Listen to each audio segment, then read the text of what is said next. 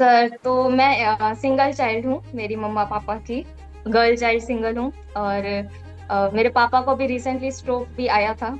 हाँ, तो फाइनेंशियली इतना स्ट्रांग नहीं थे हम। बट मुझे ये इसी चीज से मेरे को मोटिवेशन मिलता था कि मैं एटलीस्ट मैं कुछ आगे, मम्मी की लाइफ, मेरे पापा की लाइफ थोड़ी सेटल हो जाए, हमको हॉस्पिटल के बिल्स की टेंशन ना हो। एनप्रेप के जो भी आप क्वेश्चन सॉल्व किया होगा आपने कभी, उसके सॉल्यूशन में एक हम्म। खास बात होती है। वो खास बात क्या लगी हम्म। आपको कि एनप्रेप का सॉल्यूशन अच्छा है तो क्यों है? क्योंकि सब उसमें बताया जाता है कि ये बाकी के ऑप्शन गलत क्यों है। राइट आंसर, एलिमिनेशन मेथड कैसे आप यूज कर सकते हो। अगर आपको फर्स्ट ईयर में एनप्रेप मिलता तो क्या चेंज होता? अगर मुझे फर्स्ट ईयर में एनप्रैप मिलता तो शायद मैं जल्दी नॉर्थ सेट क्रैक कर लेती। ओके सर, सो मेरा नाम खुशबू आहूजा है। मैं झालावाड़ डिस्ट्रिक्ट से हूँ, राजस्थान से। और मैंने अपनी बीएससी नर्सिंग अभी लास्ट ईयर ही कंप्लीट की है, 2025 में, जुलाई में। और अभी नॉर्थ सेट 10 में मेरे प्रीलिम्स में मेरे 93.58 परसेंटाइल थे।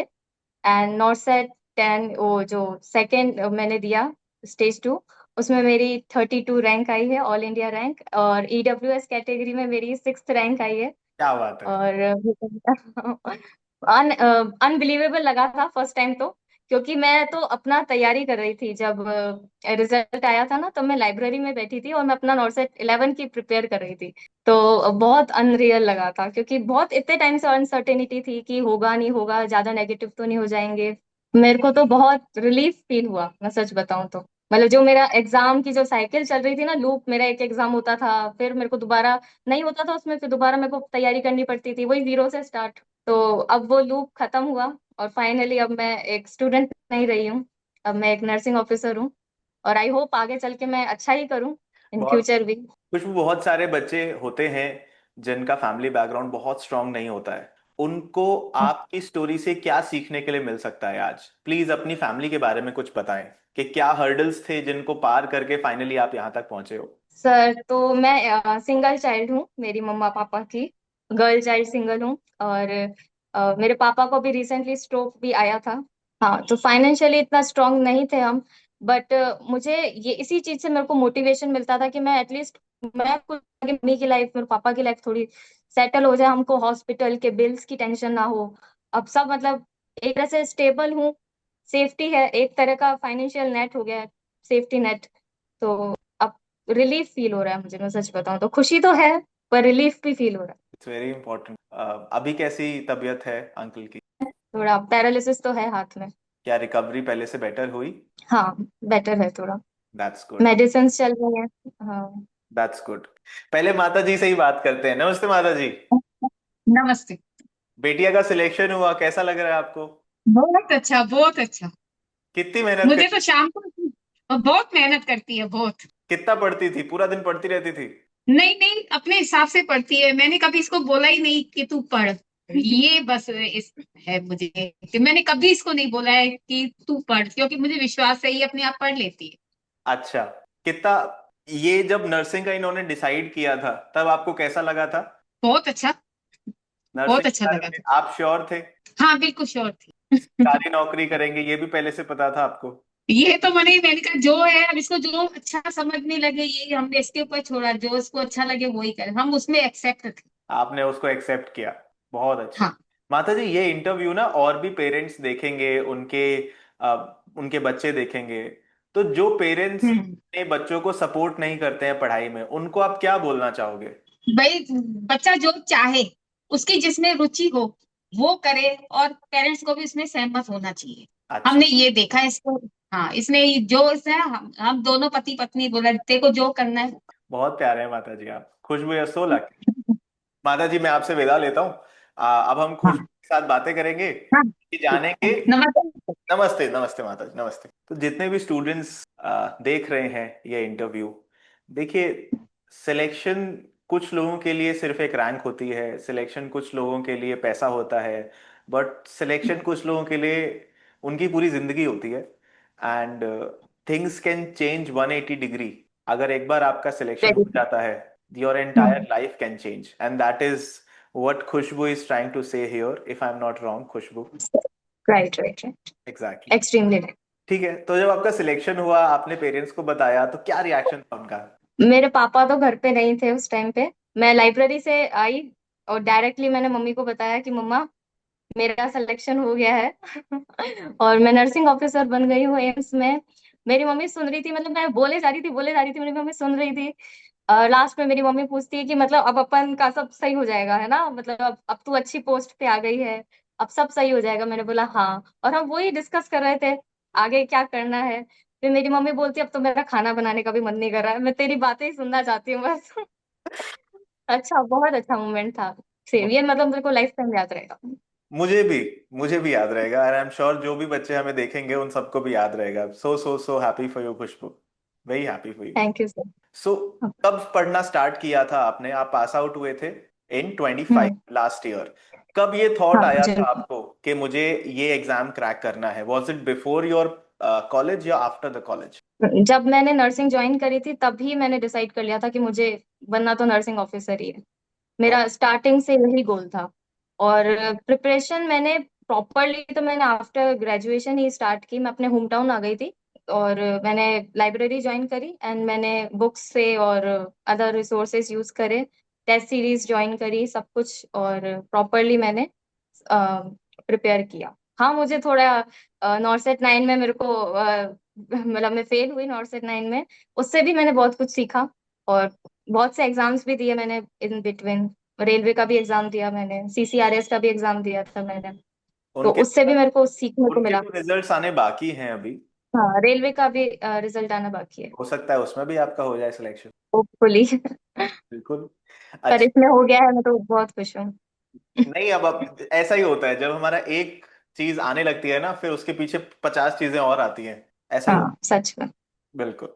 अच्छा, तो थ्योरी आपने कंप्लीट कर ली थी नॉर्सेट 9 से पहले ही, या फिर उसके बाद वापस से पढ़ना स्टार्ट किया था? नहीं, नॉर्सेट 9 में मेरी थ्योरी पूरी पूरी नहीं हुई थी। और ओ, मेरे मतलब सिलेबस मेरा पेंडिंग था, मतलब 20-30% सिलेबस पेंडिंग था। और मतलब मैं ये कह सकती हूँ मैंने पीवाईक्यूज भी ज्यादा नहीं किए थे। तो उस वजह से भी मेंस में, मतलब प्रीलिम्स तो मैंने कर लिया था नॉर्सेट 9 का, बट मेंस में मेरे से बहुत सिली मिस्टेक्स हुई थी क्योंकि मैंने प्रैक्टिस इतनी की नहीं थी। तो हम्म। इस वजह से फिर मैंने नॉर्सेट 10 में सब कुछ मैंने पढ़ा है, सब मैंने हर एक चीज पढ़ी है, कुछ भी मैंने छोड़ा नहीं इस बार।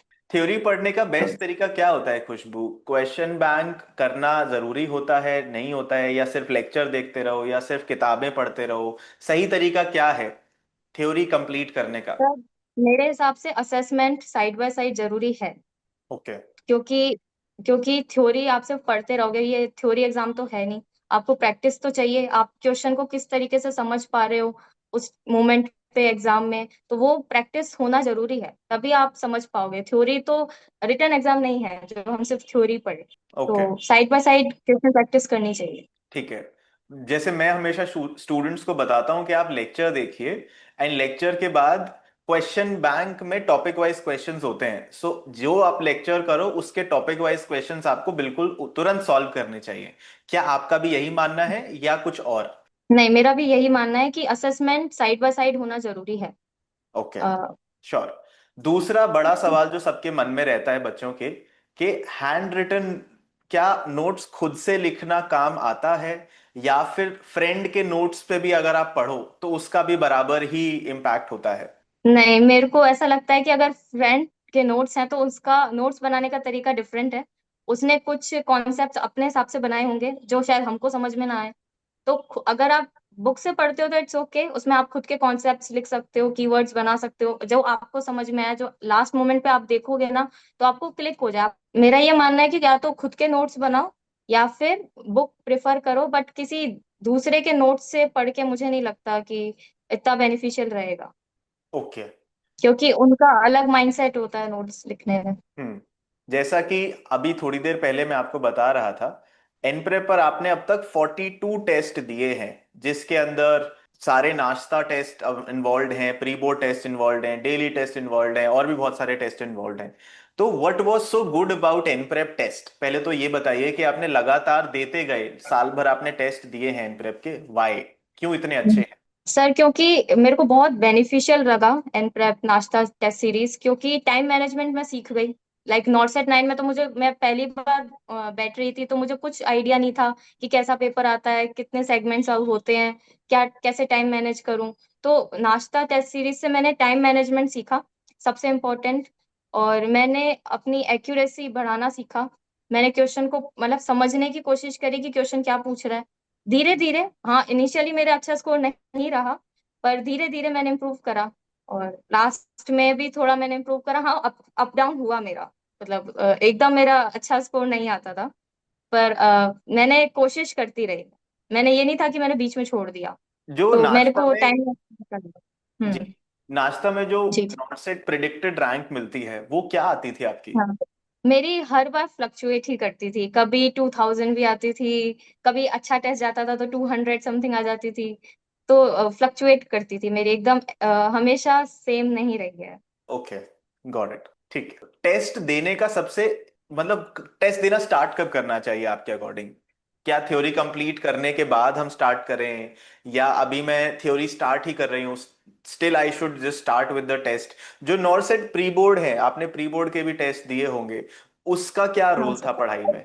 सर, प्री बोर्ड्स भी बेनिफिशियल रहे मेरे को, लेकिन मेरा ये मानना है कि एक बार थ्योरी आपकी 50% या 60% हो जाए, उसके बाद आपको टेस्ट सीरीज में जाना चाहिए, ताकि एकदम भी डिमोटिवेट ना हो कि ओके। कुछ भी नहीं आ रहा है। तो पहले थ्योरी पढ़नी चाहिए, थोड़ा आपको कॉन्सेप्ट थोड़ा हो ब्रेन में। उसके बाद आप समझो क्वेश्चन कैसे पूछे जाते हैं, क्या आपको समझना जरूरी है क्वेश्चन को लेके। प्रायोरिटी बेस्ड क्वेश्चन आते हैं, तो प्रायोरिटी मतलब आपको कैसे देखनी है, मतलब पेशेंट की प्रेजेंट सिचुएशन के हिसाब से आपको डिसीजन लेना है। तो ये सब आप टेस्ट सीरीज से सीखोगे, लेकिन पहले थ्योरी थोड़ा 50-60% होना जरूरी है। ओके, क्या क्वेश्चन को पढ़ने का तरीका एक टॉपर का अलग होता है नॉर्मल लोगों से? क्या आपके पास कोई स्ट्रैटेजी है कि क्वेश्चन को कैसे पढ़ना चाहिए? सर, मैं ये मानती हूँ कि अगर एक बार में आपको आंसर आ रहा है, फिर भी आपको 2-3 बार तो क्वेश्चन पढ़ना चाहिए, ओके। क्योंकि ट्रिकी क्वेश्चंस आते हैं। और जो हम पहली नजर में सोचते हैं, जरूरी नहीं है कि वही आंसर हो। तो 1-2 बार पढ़ोगे आप, तो आपको समझ में आएगा कि क्वेश्चन क्या पूछना चाहता है। क्योंकि सबसे इम्पोर्टेंट यही है कि आप समझो कि क्वेश्चन चाहता क्या है आपसे, क्योंकि हम अपना माइंडसेट बना लेते हैं क्वेश्चन को पढ़ के। तो वो नहीं होना चाहिए, क्वेश्चन क्या पूछ रहा है वो समझना इंपॉर्टेंट है। तो इसलिए 1-2 बार क्वेश्चन को पढ़ना चाहिए, और एलिमिनेशन मेथड यूज करना चाहिए ऑप्शंस में, ताकि। और मैं तो खुद से ये बोलती थी कि अगर मैं कोई आंसर चूज कर रही हूँ, तो बाकी के ऑप्शन गलत क्यों हैं, ये देखना इंपॉर्टेंट है, बिल्कुल सही। कि बाकी के ऑप्शन क्यों नहीं हो सकते। अच्छा, इस चीज का खास ख्याल हम एनप्रेप के सॉल्यूशंस में रखते हैं। जो भी आप क्वेश्चन सॉल्व किया होगा आपने कभी, उसके सॉल्यूशन में एक हाँ। खास बात होती है। वो खास बात क्या लगी हम्म। आपको कि एनप्रेप का सॉल्यूशन अच्छा है, तो क्यों है? क्योंकि सब उसमें बताया जाता है कि ये बाकी के ऑप्शन गलत क्यों है। राइट आंसर एलिमिनेशन मेथड कैसे आप यूज कर सकते हो, कि कुछ 2 ऑप्शन तो ऐसे ही गलत हो जाते हैं एलिमिनेशन से। उसके मतलब रेशनल से पता चलता है कि हम क्या सोच रहे थे और क्या सोचना चाहिए था। तो एनालिसिस करना इंपॉर्टेंट है टेस्ट में। एब्सोल्युटली, लास्ट में। Absolutely, it could not have been put better. यही सोच के बनाते हैं हम क्वेश्चन बैंक भी, सारे नाश्ता टेस्ट भी, प्री बोर्ड टेस्ट भी, कि students have to learn how to think. Students को ये जरूरी नहीं है कि मुझे ये क्वेश्चन आता है या नहीं आता है। क्वेश्चन के बारे में सोचना, उस ऑप्शन को मैंने सही किया तो उस ऑप्शन को मैंने सही क्यों किया, ये जानना इंपॉर्टेंट है। अगर मेरा कोई ऑप्शन गलत हो गया, तो ये जानना इंपॉर्टेंट है। ये नहीं कि मेरे गलत हो गया है, इससे कोई फर्क नहीं पड़ता कि आपका गलत हो गया। आपके सोचने के पैटर्न में क्या ऐसी प्रॉब्लम थी कि वो गलत हो गया, ये जानना बहुत जरूरी है। And that is precisely how we design the entire question bank. Right. जी। अच्छा, अब इसके बाद जैसे आप कॉलेज, कौन सा कॉलेज था आपका? मेरा Jaipur hospital college of nursing, Jaipur में। अच्छा, अब अगर आप, मैं मानो आपका जयपुर हॉस्पिटल कॉलेज था, अगर मैं फर्स्ट ईयर की खुशबू को पकड़ूं और उनको पूछूं, खुशबू, अगर आपको फर्स्ट ईयर में एनप्रेप मिलता तो क्या चेंज होता? अगर मुझे फर्स्ट ईयर में एनप्रैप मिलता, तो शायद मैं जल्दी नॉट सेट क्रैक कर लेती, सबसे इम्पोर्टेंट तो, क्योंकि मेरे बेसिक बन जाते। ओके। मैं क्वेश्चन को समझना सीख जाती जल्दी। मतलब मेरे को अभी 1 साल लग गया गवर्नमेंट जॉब निकालने में, शायद मैं जल्दी कर लेती और बेसिक जल्दी बन जाते। और इवन मेरे मार्कशीट, जो मेरे टेस्ट थे, उनमें मैं अच्छा स्कोर करती, क्योंकि पता चल जाता ना कि क्या इम्पोर्टेंट है क्या नहीं इम्पोर्टेंट है, क्योंकि फर्स्ट ईयर में तो हम सब कुछ पढ़ते थे, हर सब्जेक्ट हम पढ़ते थे और कुछ पता नहीं होता था क्या इम्पोर्टेंट है क्या नहीं है। तो अगर नाश्ता रहता और सब कुछ एन प्रेप से मतलब लेक्चर्स लेती मैं तो बिल्कुल, मैं भी सब स्टूडेंट्स को यही एडवाइस करता हूँ कि ऐसा नहीं है कि अगर आप पास आउट हो जाओगे और तब स्टार्ट करोगे तो आपका सिलेक्शन नहीं होगा, होगा। बट जो मेहनत आपको पास आउट होने के बाद करनी पड़ेगी, जो स्ट्रेस आपको पास आउट होने के बाद झेलना पड़ेगा, that is at least 10 times more than अगर आप कॉलेज में अच्छे से पढ़ लो। क्या ये, सही बात क्या ऐसा भी आपका भी मानना सेम है? I can be wrong but students would love to same. Hear you कि आप क्या मानते हो इस बारे में। पर मैं भी सेम ही चीज मानती हूँ, क्योंकि फर्स्ट ईयर में जब मैं थी तो प्रॉपर मतलब ऐसा कोई गाइडेंस नहीं थी, हम कॉलेज लेवल का पढ़ते थे, सब कुछ पढ़ते थे जो टीचर नोट्स में लिखवा देते थे, सब कुछ पढ़ते थे।